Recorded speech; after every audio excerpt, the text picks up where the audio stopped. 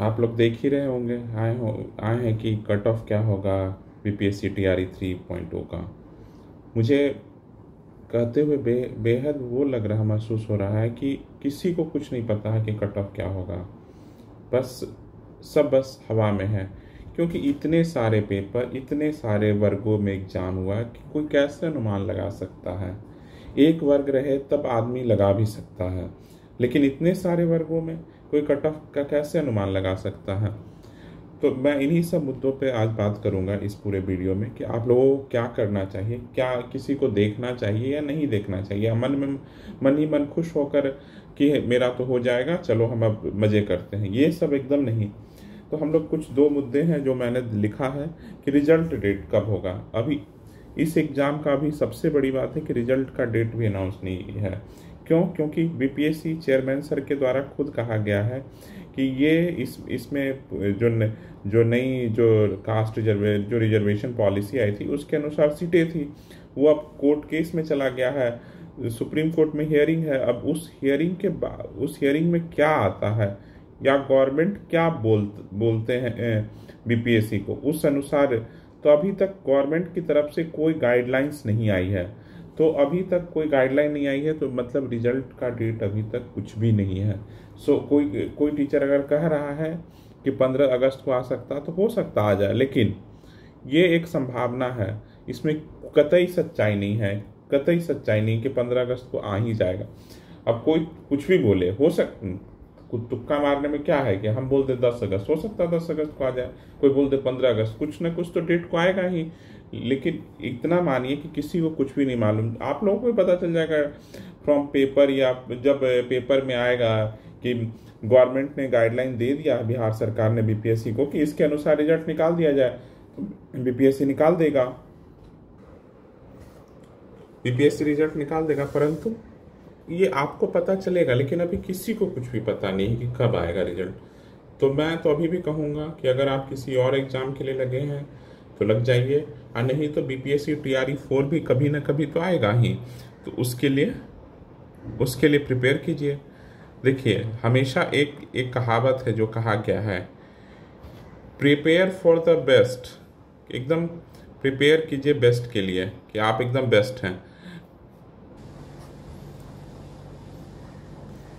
Prepare कीजिए for the best, एकदम best के लिए तैयारी कीजिए, लेकिन एक्सपेक्ट कीजिए वर्स्ट का, तब जीवन में खुश रहिएगा। एक्सपेक्ट द वर्स्ट, समझ गया ना। तो मेरा हमेशा ये मानना है कि अब तैयारी जितना हुआ एग्ज़ाम जैसा गया, मुझे नहीं पता कि आप लोगों का एग्ज़ाम कैसा गया। किसी के हो सकते हैं 100 में 120 में 70 आ रहा होगा, 80 आ रहा होगा, 90 आ रहा होगा। आई डोंट नो कि किसके कितने आ रहे हैं, 80%, 90%, 70%, किसी को कुछ भी नहीं मालूम है। ये गलत हो, आपके जितने भी नंबर आ रहे हो 120 में, आप बस एकदम आराम से रहिए कि आ रहे हैं, जितने भी आ रहे हैं उतने मेरे ठीक हैं। मत किसी से मत सोचिए कि अगर मेरे 80 आ रहा है कि 90 आ रहा है कि 70 वाले, किसी को डरने की कोई ज़रूरत नहीं। अगर 70 आ रहा है तो आपको लग रहा नहीं होगा, तो तैयारी कीजिए, तो तैयारी कीजिए। बस क्यों इधर उधर जाना है। अगर तैयारी कीजिए, प्रिपेयर कीजिए। अगर आपको लग रहा है तो मैं ये नहीं बोल रहा हूँ, हो सकता है आपका हो जाए, तो खुश हो जाइएगा उस दिन। लेकिन अगर नहीं हुआ तो हम तैयार रहेंगे। 80 वाले के साथ भी बोलूँगा, 90 वाले के साथ भी बोलूँगा। क्यों? आपका नहीं हुआ, आपके 90 आ रहे हैं तो दूसरों के हो सकता है 92 कट ऑफ हो जाए। आपको पूरी जनता के बारे में कैसे पता? नहीं पता, कुछ भी नहीं पता। कि हो जाएगा तो बेस्ट है, नहीं हुआ तो का बात कर रहे हैं। तो रिजल्ट डेट का इंतज़ार एकदम नहीं कीजिए। अगर कुछ नहीं कर रहे हैं तो पढ़ाई कीजिए, अपने जितने भी अब लूप होल्स को ढूंढिए और देखिए कि और अच्छा कुछ कर सकते हैं, कुछ अच्छा कर सकते हैं तो उसको कीजिए।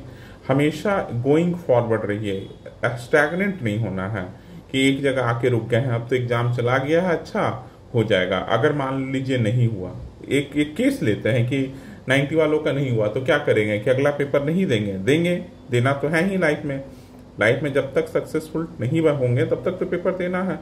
तो तैयारी कीजिए। बस मेरा तो अभी मानना है जिस दिन आपका रिजल्ट आ जाए, ये PDF में नाम आ जाए, जिस दिन आप ज्वाइन कर लीजिए, फिर मत तैयारी कीजिए।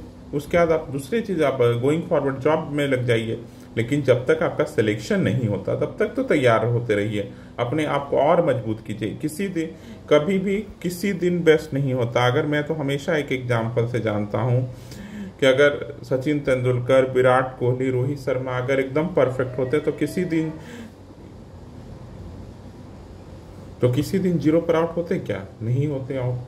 तो वो हर दिन मेहनत, लास्ट मैच भी जिस दिन ये लोग खेल रहे होंगे उसके पहले भी, अगले पिछले दिन भी ये लोग प्रैक्टिस कर रहे होंगे कि अगले दिन जाकर कैसे खेलना है। तो हम लोगों को सबसे सीखते रहना है लाइफ में। और इस कट ऑफ के बारे में क्या बोलूँ, जितना बोलूँगा उतना कम है। कुछ भी कट ऑफ हो सकता है, किसी को कुछ भी आइडिया नहीं। इतने सारे पेपर हैं, too many papers, 3 to 4 level paper है, किसी को कुछ नहीं मालूम।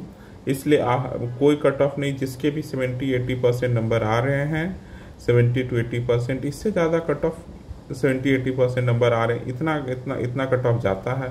अगर आ रहे हैं तो हो प्रोबेबिलिटी है। लेकिन मैं पहले भी कहा, ये प्रोबेबिलिटी है ना कि कंफर्मेशन है। प्रोबेबिलिटी और कंफर्मेशन में अंतर होता है ना।